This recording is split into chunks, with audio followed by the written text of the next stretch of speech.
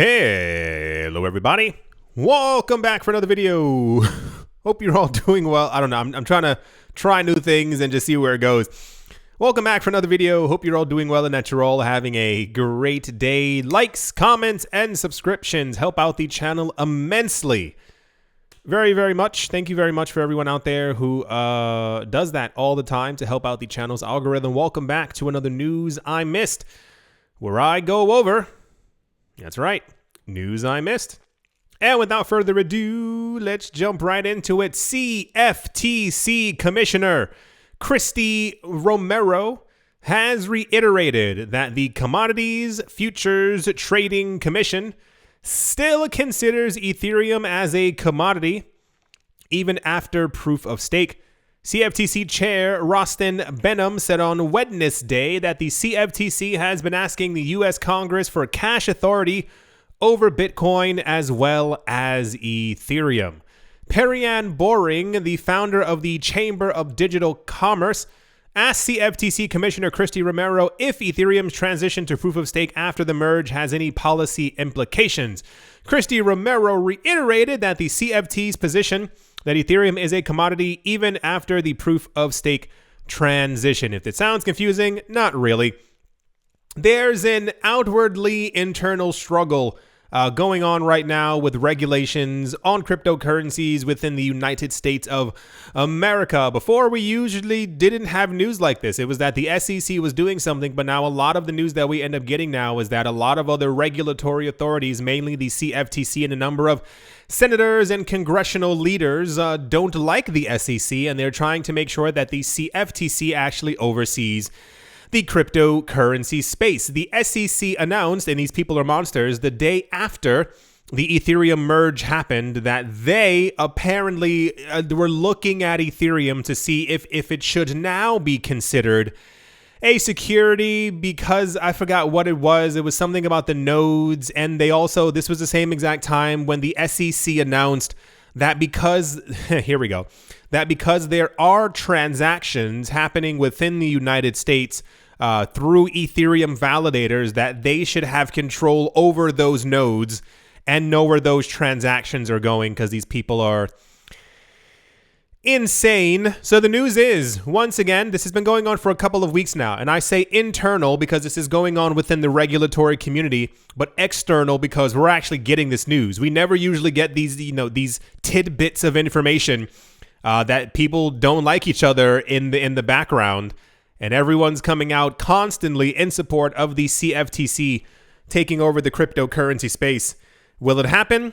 I don't know. Would it be great for immediately? We'd immediately, for those of you who miss it as well, I think one of the CFTC heads or something like that mentioned before that the moment that they get control over Bitcoin, the CFTC, that they expect Bitcoin's price to double because they have much more favorable policies. So that's the CFTC still considers Ethereum a commodity. Not like it really matters. These things are protocols and also like currencies. So I don't even consider either a commodity or a security.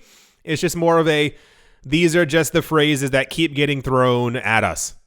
Yeah, that's the CFTC news. And let's move on. Also in the news, the Enterprise Ethereum Alliance announced the advancement of a longtime EEA member, Ernst & Young, to their board, the highest level of the organization. In addition, the Enterprise Ethereum Alliance announced that Ernst & Young global blockchain leader Paul Brody will serve as the company's EEA board of directors representative, taking part in guiding the organization's vision, driving member engagement, and building new advocacy careers and education initiatives to advance the Ethereum business ecosystem. This is not a term that we hear very much anymore. They've kind of, I don't want to say that they went into the shadows. That seems very nefarious. It's more of a, this was usually very prominent news a number of years ago. And this is why a lot of times when you hear people who are extremely bullish on Ethereum, this is one of the reasons why. The EEA, or the Enterprise Ethereum Alliance, is basically a group of 100 plus different cryptocurrency companies. No, not even. It's just 100 companies in general from around the world who have signed on as members of Ethereum. They have at some point or another announced that they are going to be using Ethereum. They use Ethereum. They're going to be building stuff on top of Ethereum. They will have side chains on Ethereum, whatever the actual case might be.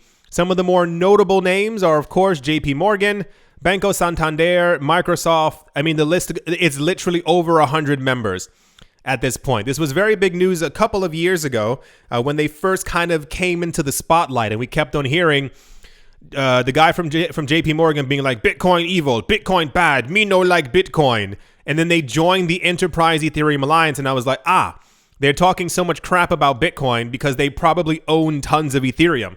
And that kept on happening over and over and over. So now Ernst & Young, who is also a massive entity in the world, has also now joined their board members, or member board, or board something, or they're on the board.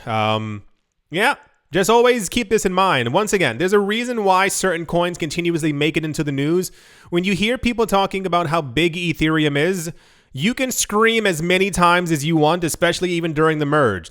It's not going to work. Ethereum's boring. Ethereum so-and-so. Yeah, you might think it's boring, but people are pouring billions of dollars into its ecosystem. And these aren't small name companies. These are organizations and companies and hedge funds who are betting very big on Ethereum either being the number 2 coin forever and literally having over, $100,000 per coin, or eventually becoming the number 1 coin as well because of all this support behind it. Follow the money. It's very simple. This has nothing to do with a tinfoil hat. This has nothing to do with trying to read between the lines. No, the lines are right there. We know exactly who's backing all of these companies, who's giving them all this money, and who's using them. And a lot of times people don't pay attention, and this is why years later they're like, I don't understand the crappy coin I put my money into before. Why isn't it working? Well, that's why. That's the Enterprise Ethereum Alliance. If you've never heard of this, once again, this was news heavily in 2017, 18, and 19.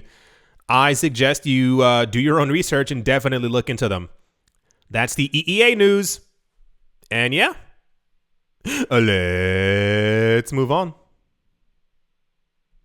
Also in the news that nobody was talking about, German telecom giant Deutsche Telekom, who is the parent company of T-Mobile, or T-Mobile, depending on where you live in the world, has committed, here we go, to operating a validator to facilitate staking on Ethereum. Once again, Deutsche Telekom, the people who own T-Mobile, are going to be running an Ethereum validator. I'm not sure if anyone got that. The news was officially announced by the German telecoms firm on Thursday through a press release. According to the press announcement, DT's subsidiary T-Systems MMS provides the Ethereum network with infrastructure in the form of validation nodes. You know how people keep screaming eventually Ethereum's going to get to $10,000? Anyone kind of getting it now? Stake-wise, a proof-of-stake app will collaborate with Deutsche Telekom's MMS to manage a pool. Moreover, users may now take part in staking and transactions without the need for a central validator. Furthermore, this is aligned with Ethereum's transition to proof-of-stake earlier this month or before, removing the need for mining equipment and instead adding validators. I don't really think I even have to go any further into this. Could you have imagined 5 years ago that major companies would not only be accepting crypto as a form of payment, but also buying up cryptocurrencies themselves or having a staking validator, which means that, okay, hear me out here. T-Mobile's a company. Everyone got that? If they're running a staking validator, this should tell us that they are they're staking Ethereum. They're not doing this for the goodwill of man. They're doing this for the company's profits, which lets us know that T-Mobile owns Ether. Yeah, there we go. It wasn't explicitly said, but I'm going to assume that a multi-billion-dollar company isn't simply opening up a staking pool because they want to be cool. How long have they had Ethereum? How long were they staking before proof of stake? How much money will they make? How is no one ever excited anymore that all these companies now accept it and are deep into the cryptocurrency space? I'm not really sure what people need to really get hyped up anymore. I'm completely lost all the time, consistently, no matter how good the news is. And I don't even mean like price-wise. I get it. Things are happening in the world. We've been over that before, but more of a like, no one seems to really get like crypto is here to stay. This isn't some type of like, fly-by-night thing anymore. Cryptocurrencies are here probably forever now. This is the new monetary system that we are in. But a lot of times, I don't know, maybe it's the company. Maybe somebody owes T-Mobile money and they don't want to hear about it. I'm not really sure what it is, but this is gigantic. Yeah. Deutsche Telekom / T-Mobile are now staking Ethereum and running validator nodes. Yeah. Let's move on.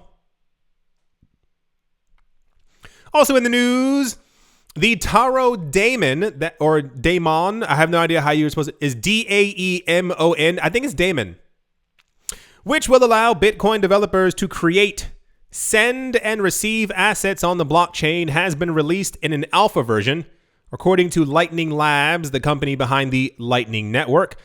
The company initially launched Taro, T-A-R-O, the Taproot-powered protocol in April to issue a large number of assets that can be transferred instantly through Bitcoin with cheap transaction fees by permitting the issuance of assets such as stablecoins on Bitcoin, while concurrently enabling users to transfer those assets on Lightning. The release is hailed as the first step in the process of Bitcoinizing the dollar.